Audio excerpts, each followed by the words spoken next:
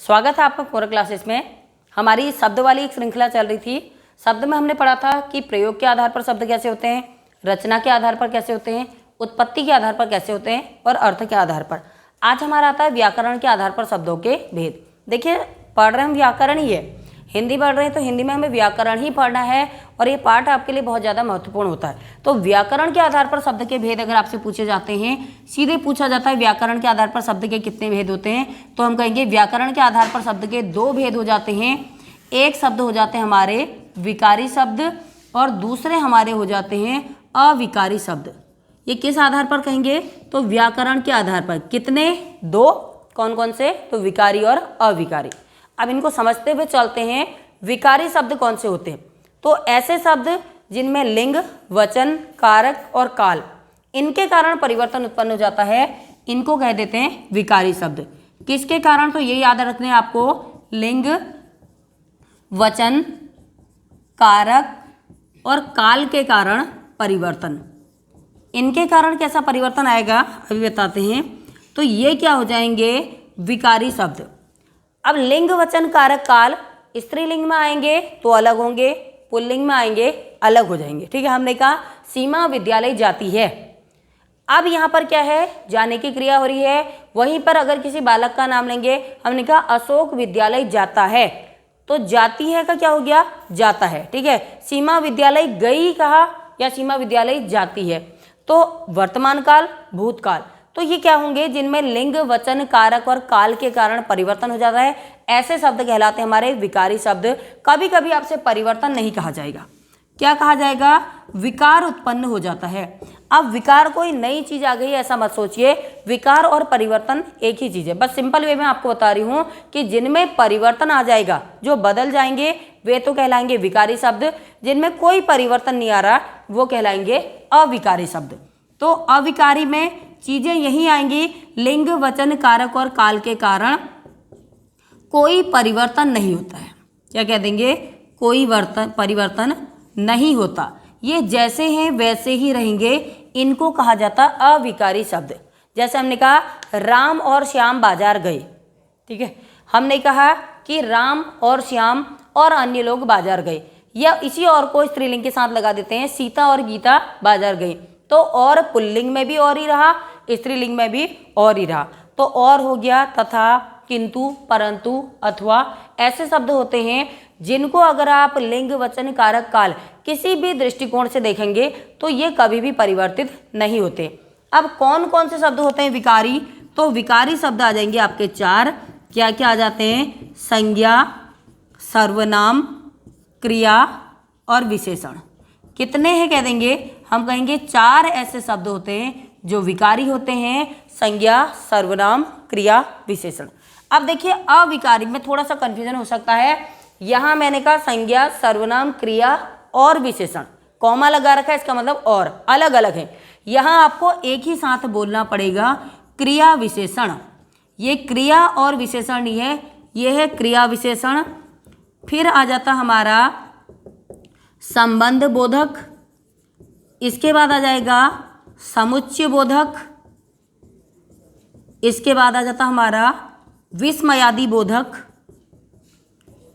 क्या बोल देंगे? विस्मयादि बोधक। और एक लास्ट में और आ जाता है निपात। कहीं कहीं पर आप कुछ किताबों में देखोगे तो कहेगा चार विकारी होते हैं, चार अविकारी होते हैं, जबकि अविकारी 5 होते हैं।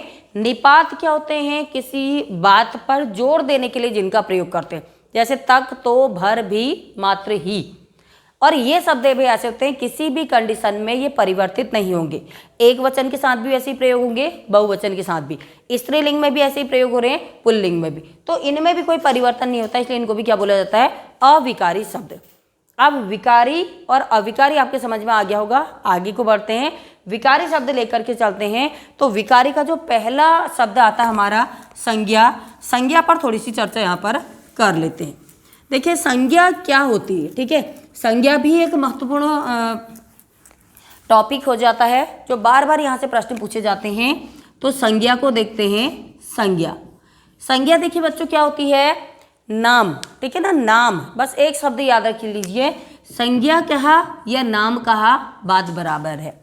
इस संसार में जो कुछ भी है सब संज्ञा है।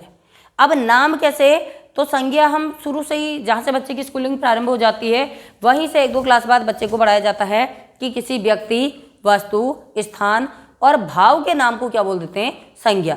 और वही चीज़ है, क्योंकि परिभाषा आपकी कभी भी नहीं बदलेगी, तो परिभाषा क्या आ जाएगी, ये अब जो परिभाषा आप पढ़ते हुए आ रहे हैं यही है कि किसी वस्तु, व्यक्ति, स्थान और भाव, ये 4 चीज़ें देखनी है। व्यक्ति, वस्तु, स्थान और भाव के नाम को क्या कह देंगे, संज्ञा कहते हैं। अब संज्ञा की परिभाषा आनी सबको जरूरी है, लेकिन आपसे पूछी नहीं जाती है। बस जब तक परिभाषा नहीं आएगी आप बाकी का सिलेबस भी नहीं कर सकते। तो परिभाषा में क्या रखेंगे कि किसी व्यक्ति, वस्तु, स्थान और भावों के नाम को संज्ञा कह देते हैं।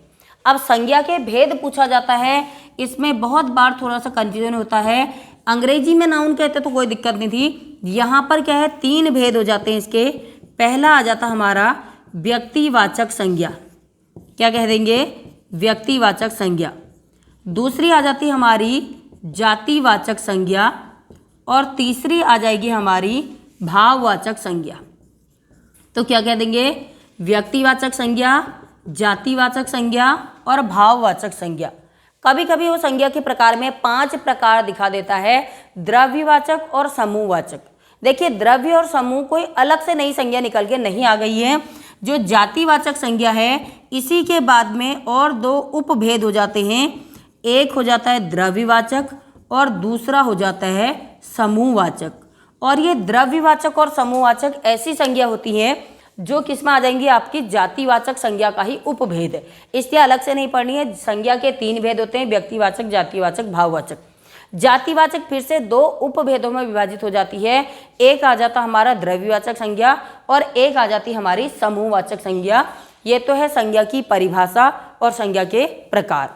अब अलग अलग प्रकार से आपको पढ़ाते हैं कि किस संज्ञा को कैसे आपने करना है, क्योंकि परीक्षा में जो हमसे पूछा जाता है बताइए इसमें कौन सी संज्ञा है, या कह देगा उपरोक्त में से व्यक्तिवाचक संज्ञा पहचानिए, जातिवाचक पहचानिए, भाववाचक पहचानिए। तो पहली जो हमारी संज्ञा आ जाती है इसको बोल देते हैं हम व्यक्तिवाचक संज्ञा।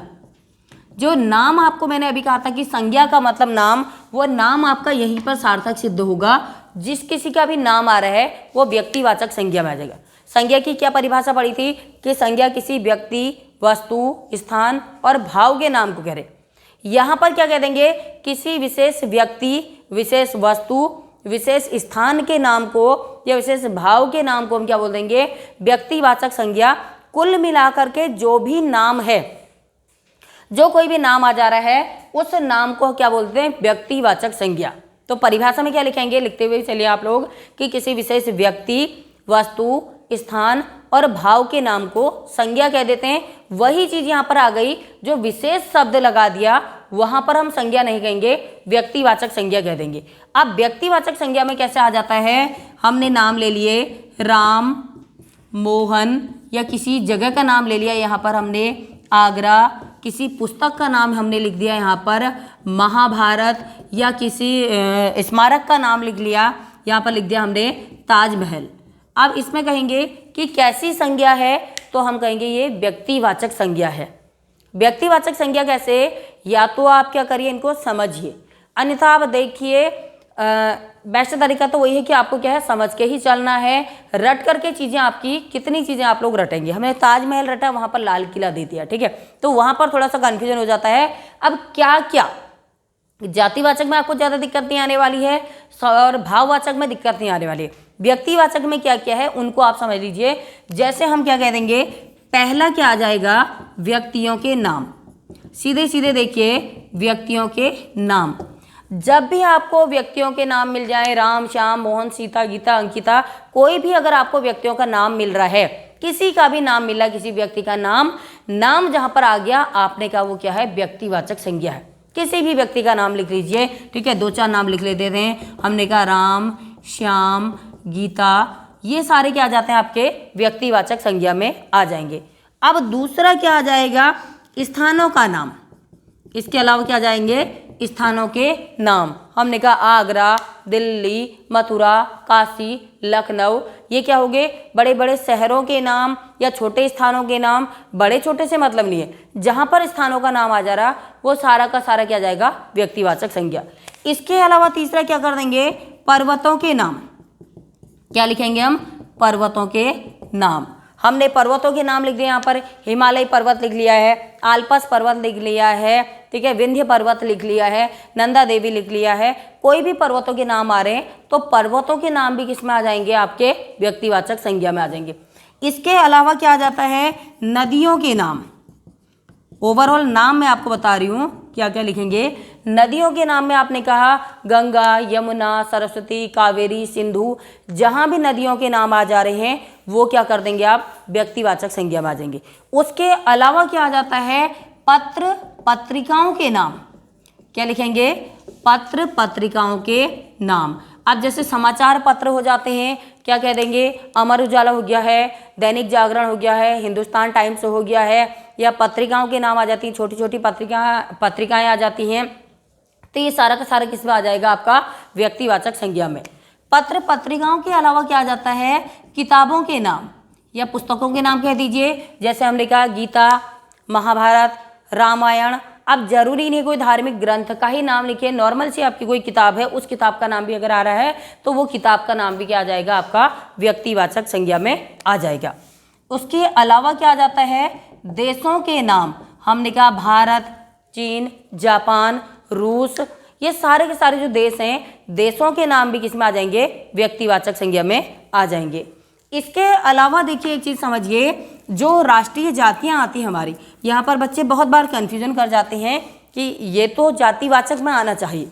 इसको समझना है आपको, राष्ट्रीय जातियों के नाम, चाहे किसी देश का नाम आ जाए या राष्ट्रीय जातियों के नाम आ जाए, ये भी क्या आ जाएगा, व्यक्तिवाचक संज्ञा में। हम भारत कहेंगे तो भारत भी क्या है, व्यक्तिवाचक संज्ञा है। यहाँ पर मैंने लिख दिया भारतीय, या लिख दिया जापानी, या लिख दिया चीनी, या लिख दीजिए अमेरिकी। अब हमने देखा अमेरिकी है, हम तो अमेरिका की एक जाति की बात कर रहे हैं, लो हमने क्या कर दिया, जातिवाचक, और वहीं पर आपका गलत हो जाएगा। चाहे राष्ट्रीय जातियां आएंगी, चाहे किसी देश का नाम आएगा, वो सारा का सारा किसमें आ जाएगा, आपका जातिवाचक। तो क्या कहेंगे, देशों के नाम भी जातिवाचक में आता है, राष्ट्रीय जातियों के नाम। इसके अलावा क्या आ जाते हैं, जो स्मारक होते हैं, जो भी आपका मॉन्यूमेंट्स होगा वो क्या आ जाएगा, आपका व्यक्तिवाचक में। लाल किला कह दीजिए, ताजमहल कह देंगे, ठीक है, या कोई बड़ा मंदिर का आप नाम ले रहे हैं तो इमारत का नाम ले रहे हैं, वो किस में आ जाएगा, आपका व्यक्तिवाचक संज्ञा में। इसके अलावा जो ऐतिहासिक युद्ध हुए हैं, हल्दी घाटी का युद्ध कह दीजिए, पानीपत का युद्ध कह दिया, तराइन का युद्ध कह दिया, बक्सर का युद्ध कह दिया है, कन्नौज का युद्ध कह दीजिए, तो ये युद्ध जो आएंगे, युद्ध भी किस में आ जाएंगे, व्यक्तिवाचक। जो त्योहार आ जाते हैं, मेले आ जाते हैं, ये भी व्यक्तिवाचक में आएंगे, होली, दिवाली, ईद, बैसाखी, ठीक है, और मेले लग रहे हैं, हमने कहा दीपावली का मेला लग रहा है, या कोई सा भी मेले का नाम ले लीजिए, तो वो मेले भी किस में आ जाएंगे, व्यक्तिवाचक संज्ञा में आ जाएंगे। इसके अलावा क्या होते हैं, जो दिन होते हैं, दिन, सोमवार, मंगलवार, बुधवार, ये दिन हो गए, और महीनों के नाम जनवरी, फरवरी, या हिंदी महीनों के नाम चैत्र, बैसाख, ज्येष्ठ, आषाढ़, ये सारे के सारे भी किसमें आ जाएंगे, व्यक्तिवाचक। बहुत सारा ढेर है, नाम है ना, नाम तो सब जगह नाम ही दिखेगा, तो सारी चीजें आपकी किसमें आ जाएंगी, व्यक्तिवाचक। जो जो चीजें बता रखी हैं बिल्कुल आपको ऐसी याद होनी चाहिए। आप कहेंगे पर्वतों के नाम, नदियों के नाम, जातियों के नाम, देशों के नाम, नगरों के नाम, शहरों के नाम, चौकों के नाम, इमारतों के नाम, पर्वतों के नाम, और किताबों के नाम, पत्र पत्रिकाओं के नाम, ये सारा का सारा आपका किसमें आ जाएगा, व्यक्तिवाचक संज्ञा के अंदर ही ये आने वाला है। आगे बढ़ते हैं। इसके बाद जो दूसरी हमारी आती है जातिवाचक संज्ञा, यहाँ से थोड़ा सा कम आ जाता है क्योंकि व्यक्तिवाचक संज्ञा में बहुत कुछ है। तो दूसरी संज्ञा क्या आ जाएगी हमारी, जातिवाचक संज्ञा। अब जातिवाचक संज्ञा क्या है, ऐसे संज्ञा शब्द जो किसी जाति या समूह का बोध कराते हैं उनको हम बोल देते हैं जातिवाचक संज्ञा। क्या कह देंगे, किसी जाति, वर्ग, समुदाय कह लीजिए, या क्या कह देंगे, समूह का बोध कराते हैं। किसका बोध कह देंगे, जाति, वर्ग, समुदाय या समूह का बोध कराते हैं, जातिवाचक संज्ञा कहलाते हैं। अब वहाँ तो हमने नाम ले लिया था, यहाँ हम उसकी जाति का वर्णन करेंगे। वहाँ हम बोल लेते हैं राम, अब हम राम नहीं बोल के क्या बोल देंगे, लड़का। हमने यहाँ पर क्या बोल दिया, लड़का, ठीक है, वहाँ पर हमने सीता बोला था तो यहाँ हम बोल देंगे लड़की। अगर कोई अध्यापक है, हमने कहा अध्यापक, तो अध्यापक पूरे अध्यापकों का ये बोध करा देगा। लड़का है तो पूरी लड़का जाति का बोध करा देगा। यहीं पर हमने कह दिया डॉक्टर, डॉक्टर कह दीजिए, चिकित्सक कह दीजिए, या यहाँ पर हमने कह दिया फल। ये ऐसे नाम हैं जो अपना ही बोध नहीं करा रहे हैं, फल कहने में सारे फलों का ये बोध करा देंगे। तो ऐसे संज्ञा शब्द जो किसी जाति, वर्ग, समूह या समुदाय का बोध कराते हैं उनको कह देते हैं हम जातिवाचक संज्ञा। अब जातिवाचक संज्ञा में दो मैंने कहा था, फिर से उपभेद हो जाते हैं इसका। एक हो जाता है समूहवाचक संज्ञा। तो समूहवाचक संज्ञा ऐसे शब्द होते हैं जो किसी समूह का बोध कराएंगे, ये तो पूरी जाति का बोध करा देंगे। जातिवाचक कहने में क्या आएगा कि अपनी एक पूरी जाति का ही बोध करा रहे हैं, ये समूह का बोध कराएंगे। जिस चीज के बारे में ये बताएंगे वो अकेले न होकर के ग्रुप में होगी। यहाँ पर मैंने कहा लड़की, अकेली लड़की, लेकिन पूरी लड़की जाति का बोध करा रही है। यहाँ पर जो शब्द आएगा वो ग्रुप वाला ही आएगा। कैसे ग्रुप वाला आएगा? हमने कहा कक्षा, इसके अलावा क्या हो गया सेना, या कह दीजिए भीड़, या क्या कह देंगे जनता, या क्या आ जाएगा दरबार। अब ये ऐसे शब्द हैं जिसमें एक व्यक्ति नहीं होता है। क्या होगा? पूरे समुदाय का बोध करा देते हैं, समूह का बोध करा रहे हैं, इसलिए इनको क्या बोला? समूहवाचक संज्ञा। लेकिन इनकी खासियत क्या होती है? कक्षा कहने में एक दो बच्चों से कक्षा नहीं बनेगी, कम से कम 10, 20, 100, 50 बच्चे होंगे तब हमारी कक्षा बनती है। लेकिन इतने सारे लोग होते हैं। खासियत क्या है? जो समूहवाचक संज्ञा होती है हमेशा एक वचन में प्रयोग की जाती है। और यही आपके लिए तथ्य याद रखने वाला है। कभी अगर पूछ लिया कि कौन सी ऐसी संज्ञा है जो एक वचन में प्रयोग होती है, आप कहेंगे समूहवाचक संज्ञा का प्रयोग हम हमेशा एक वचन में करते हैं। बढ़ते हैं आगे को। तो समूहवाचक संज्ञा के बाद जातिवाचक संज्ञा का ही दूसरा उपभेद आ जाता है, जिसको हम क्या बोल देते हैं? द्रव्यवाचक संज्ञा। तो दूसरा उपभेद क्या आ जाएगा यहाँ पर? द्रव्यवाचक संज्ञा। अब देखिए द्रव्यवाचक संज्ञा क्या होती है, इसको समझिए। इसमें ऐसे संज्ञा शब्द आते हैं जिनसे और भी कई सारी चीजें बनती है, यानी कि वो अनेक वस्तुओं का निर्माण करते हैं। परिभाषा समझिए आप लोग कि ऐसे संज्ञा शब्द जो अनेक वस्तुओं को बनाते हैं या जिनसे अनेक वस्तुएं बनती हैं। क्या करेंगे? जो अनेक वस्तुओं को बनाते हैं, ये क्या कहलाते हैं? द्रव्यवाचक संज्ञा।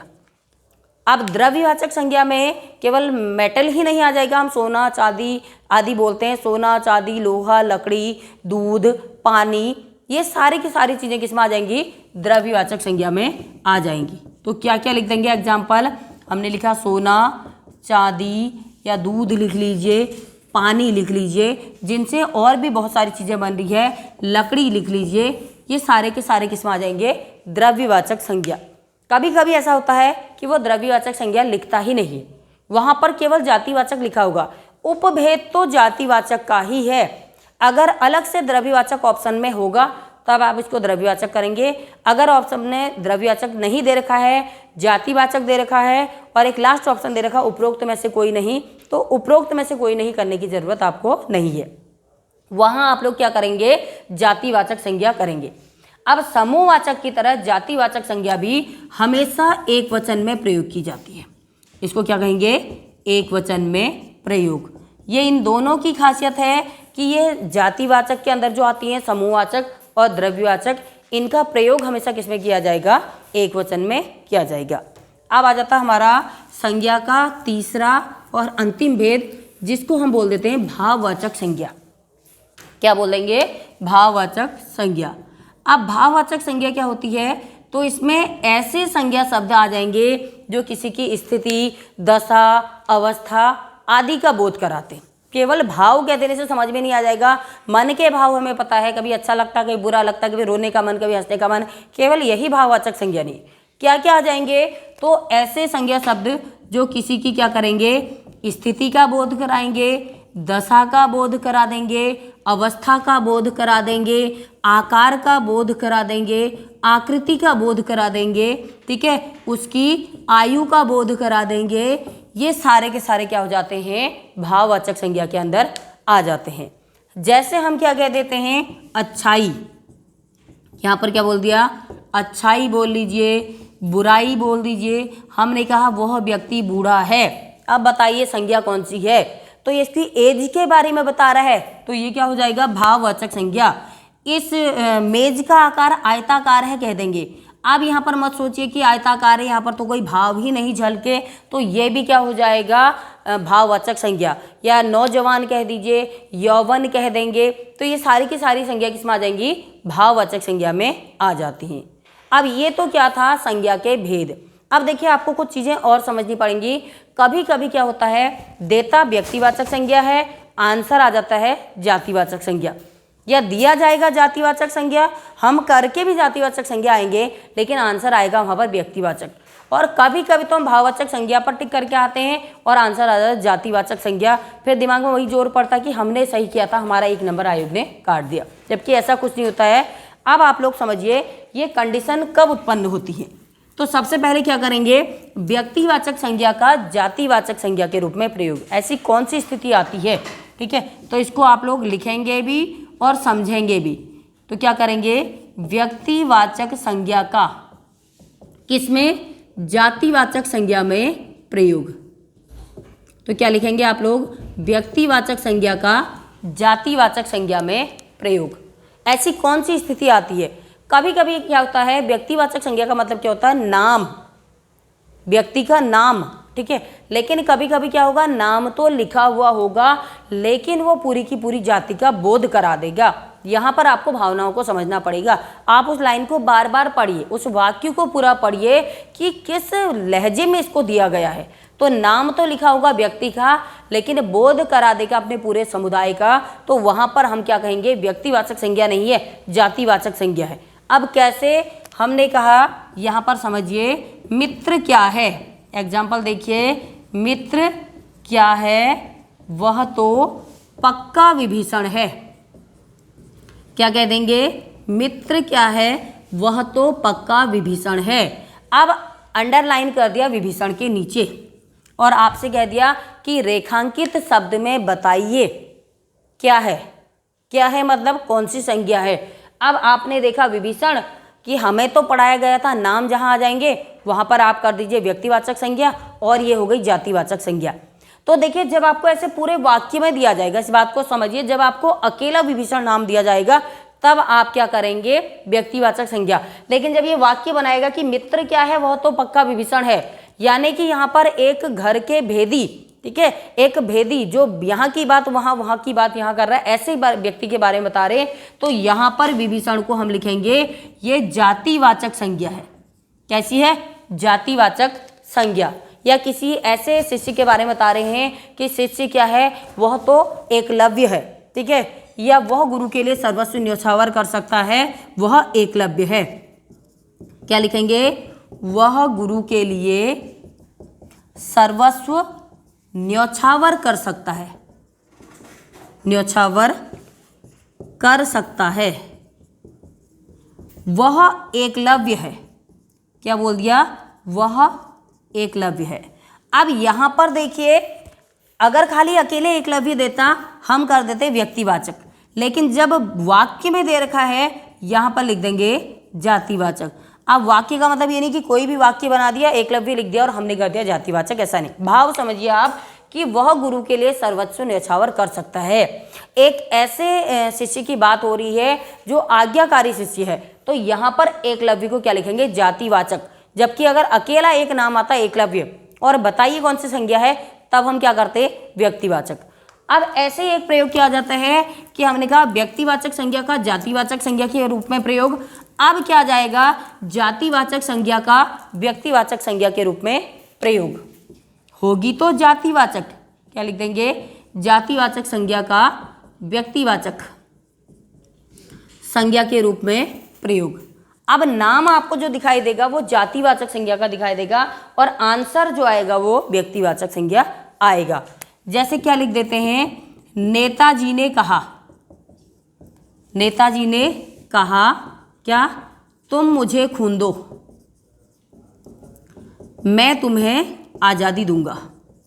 तो क्या आ जाएगा, नेताजी ने कहा तुम मुझे खून दो मैं तुम्हें आज़ादी दूंगा। और यहाँ पर लगा दिया नेताजी के नीचे अंडरलाइन और कहा कि रेखांकित शब्द में बताइए कौन सी संज्ञा है।